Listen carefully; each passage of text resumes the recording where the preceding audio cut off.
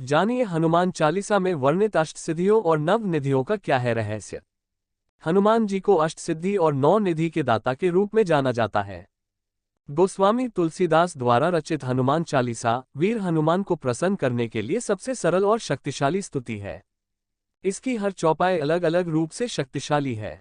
जीवन की हर समस्या का समाधान हनुमान चालीसा द्वारा किया जा सकता है। हनुमान चालीसा का पाठ करने से भक्तों के सभी कष्ट दूर हो जाते हैं।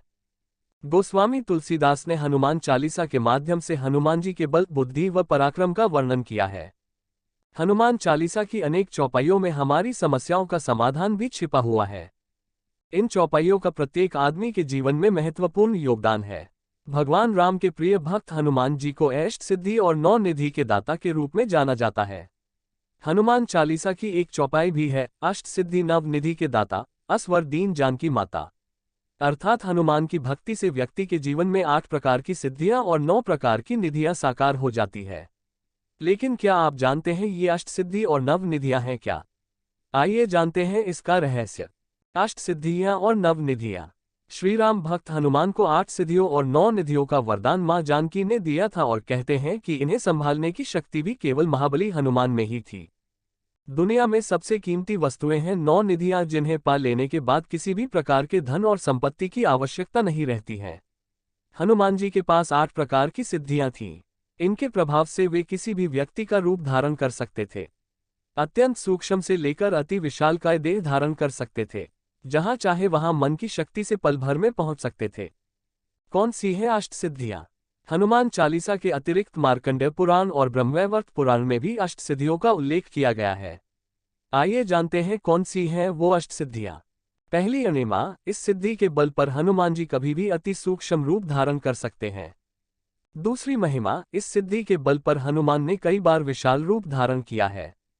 तीसरी गरिमा, इस सिद्धि की मदद से हनुमान जी स्वयं का भार किसी विशाल पर्वत के समान कर सकते हैं।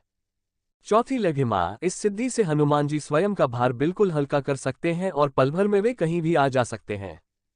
पांचवी प्राप्ति, इस सिद्धि की मदद से हनुमान जी किसी भी वस्तु को तुरंत ही प्राप्त कर लेते हैं। पशु पक्षियों की भाषा को समझ लेते हैं, आने वाले समय को देख सकते हैं। छठी प्राकाम्य, इसी सिद्धि की मदद से हनुमान जी पृथ्वी गहराइयों में पाताल तक जा सकते हैं, आकाश में उड़ सकते हैं और मनचाहे समय तक पानी में भी जीवित रह सकते हैं। सातवीं ईशित्व, इस सिद्धि की मदद से हनुमान जी को दैवीय शक्तियां प्राप्त हुई हैं। आठवीं वशित्व, इस सिद्धि के प्रभाव से हनुमान जी जितेंद्रिय हैं और मन पर नियंत्रण रखते हैं। ये है हनुमान जी की 9 निधि सिद्धियां, जो करती है सैकड़ों मनोकामना पूरी। राम भक्त श्री हनुमान जी को माता सीता जी ने अजर अमर होने के साथ अष्टसिद्ध एवं 9 निधियों के स्वामी होने का आशीर्वाद दिया था। तभी से जो भी भक्त हनुमान जी की आराधना करता है उनको भी हनुमान जी की कृपा से सभी मनोकामना पूरी होने लगती है। जाने हनुमान जी की 9 निधियां कौन कौन सी है। जब भी कोई भक्त अपनी समस्या से मुक्ति की कामना से जाता है तो हनुमान जी प्रसन्न होकर हनुमान जी अपनी शरण में आने वालों को इन 9 निधियों की प्राप्ति का आशीर्वाद देते हैं। पहले पद्मनिधि, पद्मनिधि लक्षणों से संपन्न मनुष्य सात्विक होता है तथा स्वर्ण चांदी आदि का संग्रह करके दान करता है। दूसरी महापद निधि, महापनिधि से लक्षित व्यक्ति अपने संग्रहित धन आदि का दान धार्मिक जनों में करता है। तीसरी नील निधि, नील निधि से सुशोभित मनुष्य सात्विक तेज से संयुक्त होता है। उसकी संपत्ति 3 पीढ़ी तक रहती है। चौथी मुकुंद निधि, मुकुंद निधि से लक्षित मनुष्य रजोगुण संपन्न होता है, वह राज्य संग्रह में लगा रहता है। पांचवी नंद निधि, नंद निधि युक्त व्यक्ति राजस और तामस गुणों वाला होता है, वही कुल का आधार होता है। छठी मकर निधि, मकर निधि संपन्न पुरुष अस्त्रों का संग्रह करने वाला होता है। सातवीं कच्छप निधि, कच्छप निधि लक्षित व्यक्ति तामस गुण वाला होता है, वह अपनी संपत्ति का स्वयं उपभोग करता है। आठवीं शंख निधि, शंख निधि 1 पीढ़ी के लिए होती है। नववीं खर्व निधि, खर्व निधि वाले व्यक्ति के स्वभाव में मिश्रित फल दिखाई देते हैं।